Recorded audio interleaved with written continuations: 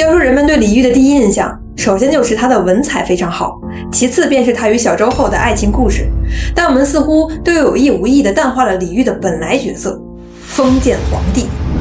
作为皇帝，谈恋爱、写词唱歌、跳舞宴饮，毕竟不是生活的主流。更何况与李煜在同一生态位上，还有另外一个北方大国的君王，他叫赵匡胤。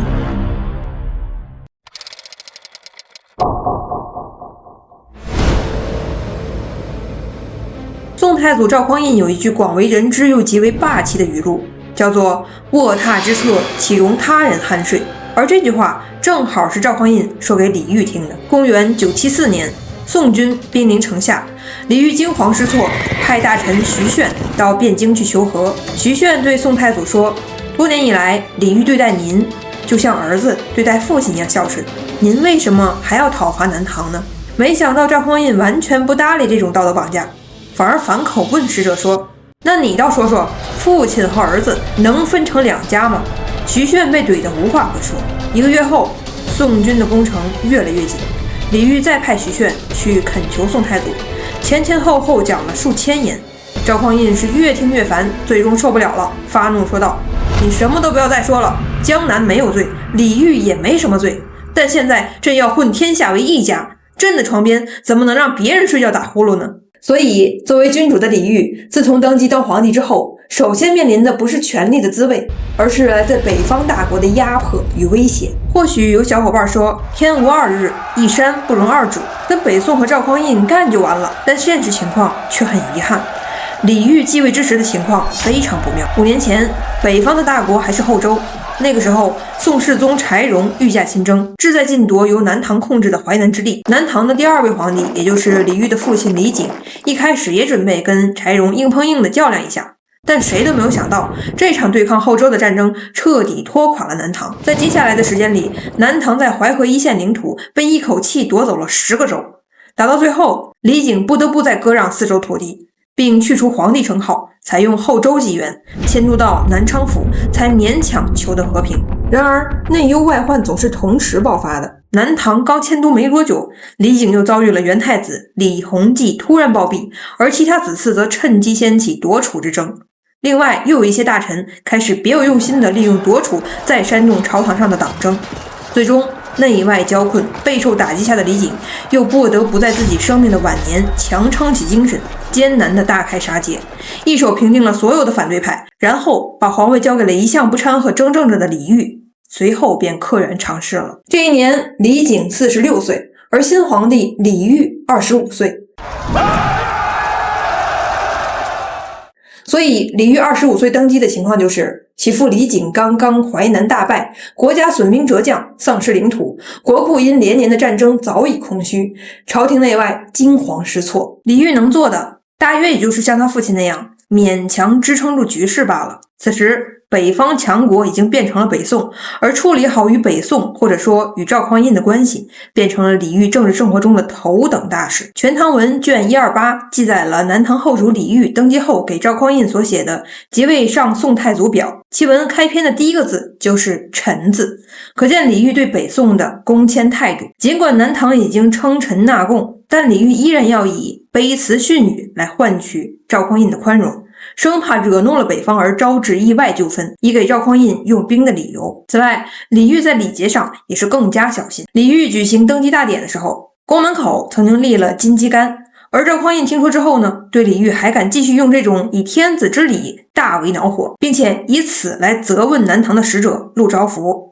陆昭福见势不妙，只能见招拆招地说：“此非金鸡，乃怪鸟耳。”赵匡胤听罢哈哈大笑，没有再继续追究。但李煜闻讯之后却愈发的小心谨慎，每逢宋朝使者到南唐来，他都将龙袍换下，改穿紫袍，并撤除宫殿屋脊上象征天子身份的螭尾等神兽。到了最后，李煜甚至不再敢自称唐国主，而是改成江南国主，又上表请宋廷下诏时直呼自己的姓名。在国内，他又贬损南唐的遗制，把天子的诏说为教，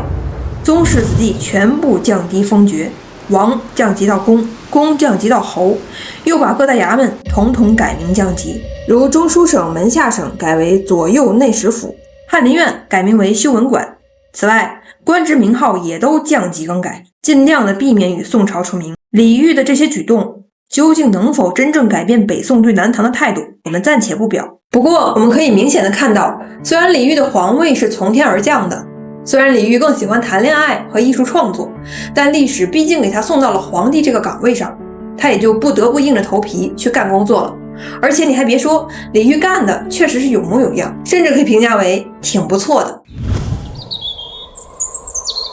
当皇帝，尤其是当国家处于困境中的皇帝，那是一刻也不得闲的。当李煜好不容易用卑辞屈礼将南唐从淮南之外先帝辞世、群情萎靡的困境当中平定下来的时候，另一件事儿又开始找上门来。比如说经济又出问题了，淮南大败，南唐丧失了富庶的淮南地区，导致国家的赋税收入锐减，加上战争耗费巨大，国库空虚，财政拮据已经成为了南唐经济上最危险的环节。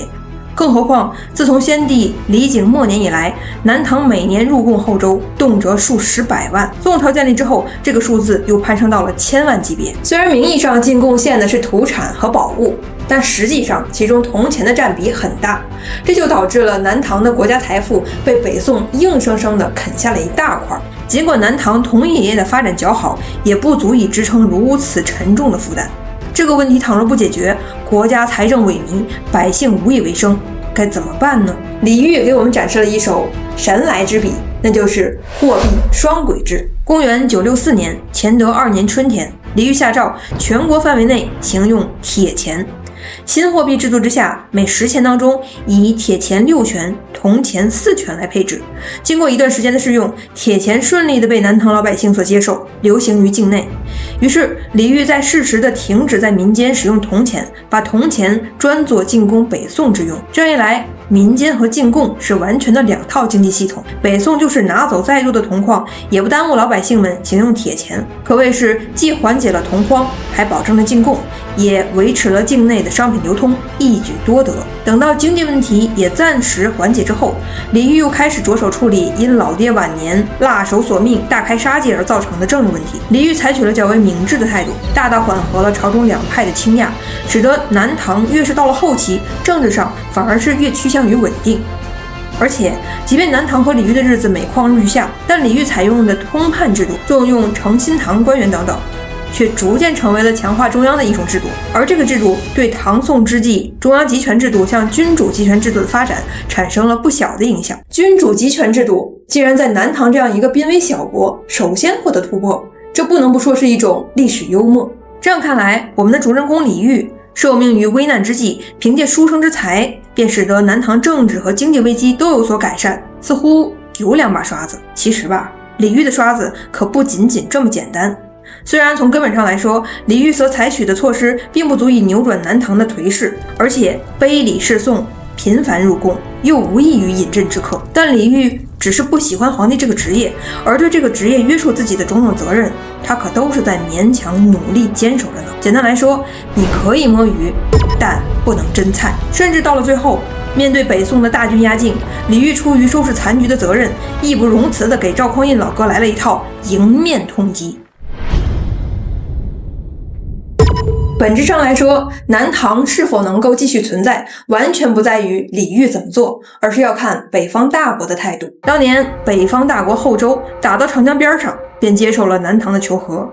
那是因为周世宗的战略是先北后南，也就是把雄踞北方的契丹作为中原的大敌，作为后周应首先要消除的障碍。但赵匡胤篡周之后，一改前人方针，战略变成了先南后北，也就是立足于首先吞并富庶的江南政权，再考虑北上之事。这样一来，在北宋国家政策和国家意志之前，李煜再怎么低三下四、卑言农息，赵匡胤都不会放过他们了。可是赵匡胤说不放过李煜，李煜就即刻完蛋了吗？当然不是。首先，当北宋厉兵秣马准备渡江的时候，李煜也没闲着，他也开始了针锋相对的部署，甚至李煜加强水军防御的动作要比赵匡胤还要快。他抢抓时机，暗中调兵遣将，布置江防，又下令设置龙翔军演练水战，打算一旦长江失守，便利用江南河网密布和南人擅长水战的优势，与宋军周旋，节节抵抗。说到这儿，我甚至有些恍惚，这还是咱们印象当中那个文弱的南唐后主吗？等到正式开打以后，李煜又给赵匡胤来了一点小小的艺术家震撼。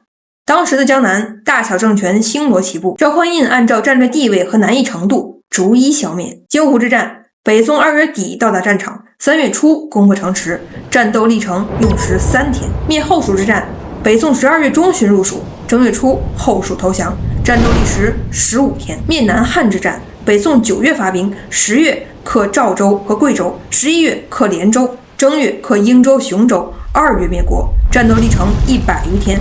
这样看，连最远的南汉，北宋也不过是用了100余天就搞定了。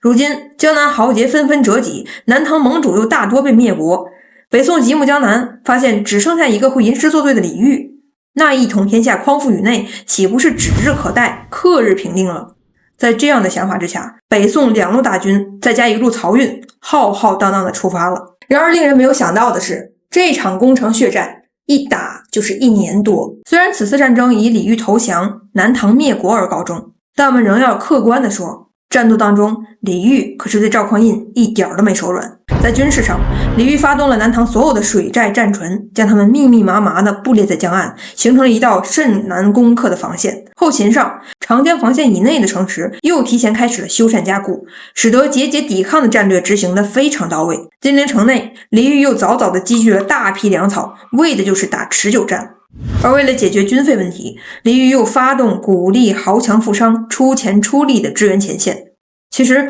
无论是当时的旁观者还是千百年后的看客，大家都有一个基本的共识，那就是南唐在国家统一的历史潮流面前基本上是没有什么可作为的，其结局只能是灭亡。然而或许是文人内心深处的孤傲，也或许是皇帝对江山的眷恋，又有可能是封建知识分子心中的道义追求，李煜却一反常态，上演了极其倔强的操作。为了挽救败局，李煜又下令在境内广募兵丁，境内百姓有产业2000民以上者，加出一族，编为义军；新制产业者出一族，号为新拟军；百姓分级者出一族，号为新拟生军；客户中有3丁者出一族，号为团军；民间庸奴赘婿者编为义勇军；豪强以私财招聚的无赖亡命之徒编为自在军。最后，南唐又大扩境内除了老弱以外的壮劳力，号为排门军。完了，最后的最后，民间又与当年对抗后周时候一样，自发组织御敌，号称白甲军。至此，上述人等接近编列部伍以御敌。在前线指挥上，李煜和南唐的表现也是非常值得钦佩的。宋军在974年10月出兵，12月就进攻了金陵的近郊白鹿洲。然而横扫江南的宋军却屯兵金陵城下达1年之久，而且尽管是兵临城下，但战场却多次出现战场逆转，唐宋之间僵持不下、反复拉锯的情形屡屡上演。按照胜利者的立场，史书对于这场战争的记载重点大多是描绘的南唐的败绩。比如《续资治通鉴》当中就记载了，从开宝7年12月到次年的2月，64天的时间里，北宋就曾在白鹿洲先后2次击败南唐兵，而在同一地点2次击败敌军，这就表明白鹿洲之战要么出现了阵地易手，要么就是南唐主动发起了反攻。而类似的情形在池州之战、武昌之战当中也大多有体现。更吓人的是采石矶、浮桥争夺战。关于采石矶的描述，重点依旧是南唐败绩，但我们在败绩中却看到，当第1次被击垮之后，南唐曾再度组织了10万人发动反攻。可见金陵城下双方曾动不动就投入数十万的大军，长时间反复剧烈的争夺战场的主动权。可见李煜和南唐绝不是只会悲春伤秋、哭哭啼啼的弱者。同样的，当时的人谁也没曾想到，这个只爱艺术和美人的白面书生，竟然是茅坑里的石头，又臭又硬。这下轮到赵匡胤头皮发麻了。事实上，以往北宋军队迅速平定南方政权，除了主观上战斗力确实强悍之外，在客观条件上也是不得已而为之。还记得我们之前说过，北宋的战略是不与北面强大的契丹和辽国为敌，主要优先进攻江南。此时南唐久攻不下，心思最活泛的不是别人，就是辽国。如今北宋经济兵力空虚，10万大军讨伐一个书生久攻不下，不免让辽人怀疑大宋的战斗力。而且赵匡胤怕什么来什么，李煜居然暗中向辽人求援，希望辽国和南唐南北夹击。虽然李煜的密信被宋朝截获了，但这件事儿却对赵匡胤触动很大，逼得他不得不主动联系辽国，率先摸辽人的脉，甚至亲自下场躬身打猎，用自己弓马娴熟、亲射走兽来物理意义上给辽人秀了秀肌肉。这边刚打消辽人的怀疑，那边首都的经济又崩溃了。在连年的战争之下，北宋老百姓已经受不了征伐之苦，首都地区出现了大规模的骚乱和逃亡，甚至一度动摇基本的治安，逼得老赵再次亲自过问，派遣专人处理此事。好不容易稳住了后方，面对伤亡惨重的攻城，赵匡胤自己的禁军部队也开始隐隐出现了问题。关于禁军这个情况，在这里掉一句书袋。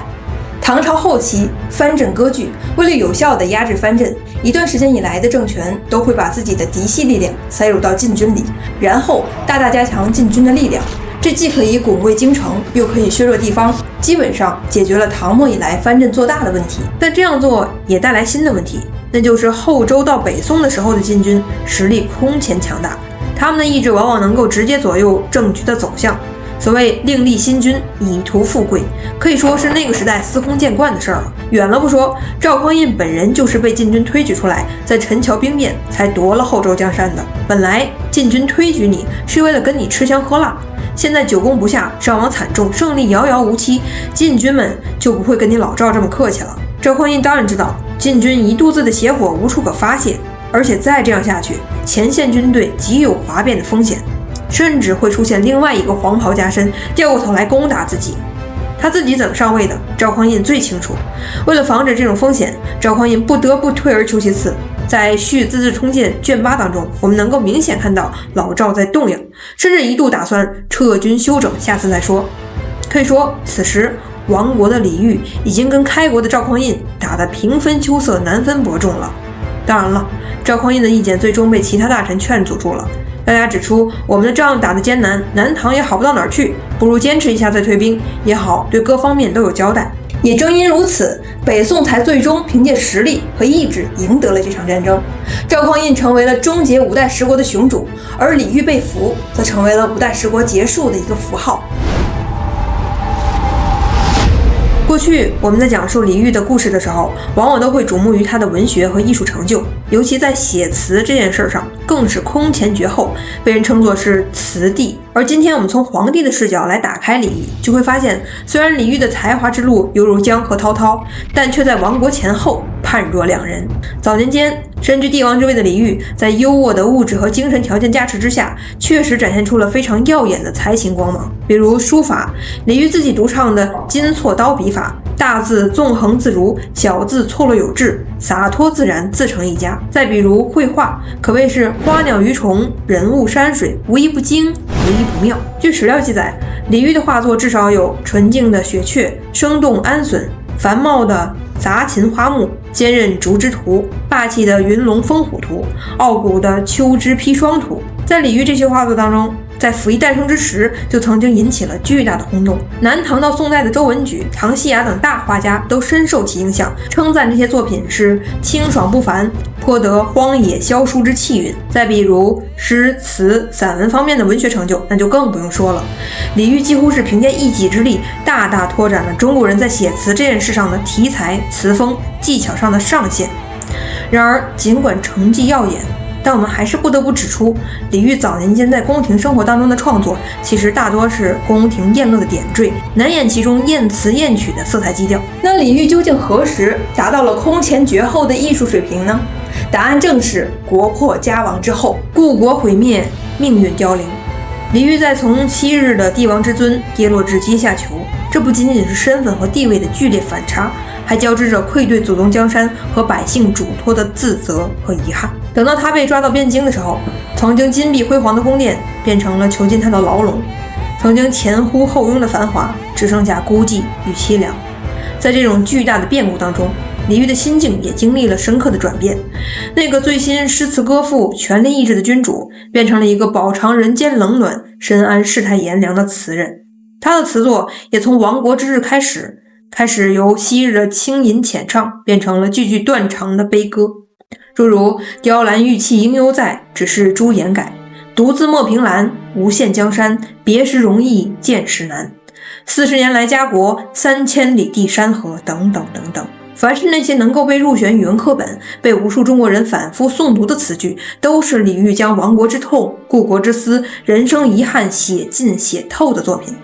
他个人的境遇已经伴随着那些文学作品变成了中华文化的组成部分，也成了中国文学史上一段难忘的梦。最后我们来讲一讲李煜的性格特征。其实某种程度上来说，南唐后主李煜既不是昏君，也不是暴君，他有点像绝大多数的打工人，在半死不活的当皇帝这个职业。从小李煜就对政治生活没有太多的兴趣，再加上自己的兄长当时的皇太子李弘济为人严苛，猜忌心极强，这就使得李煜更加的远离朝堂，更加沉浸于自己的精神世界和文艺创作当中。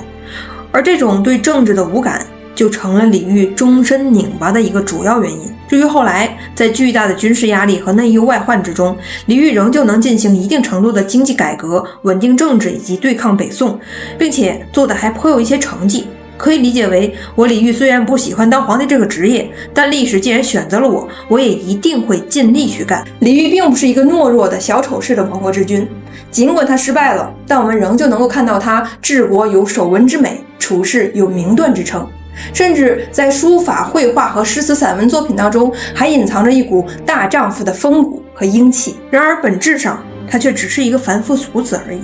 一旦命运剥夺了他的地位与权势，使他由皇帝沦为俘虏，以低于平常人的地位来面对这些冷酷无情的世界，他便变得无所适从，痛苦徘徊。可话说回来，人生天地间，谁又不是痛苦徘徊呢？李煜的词中总是有水的影子，李煜的一生也是被时代的洪流推着向前。如何评价南唐后主李煜的一生呢？在他离开这个世界前的最后关头，李煜写了最后一首带有水的词作：流水落花春去也，天上人间。被水推着走向终点，人生终结的那一刻，就正如他的词所言：自是人生长恨水长东。我是杜如慧，我们下期见。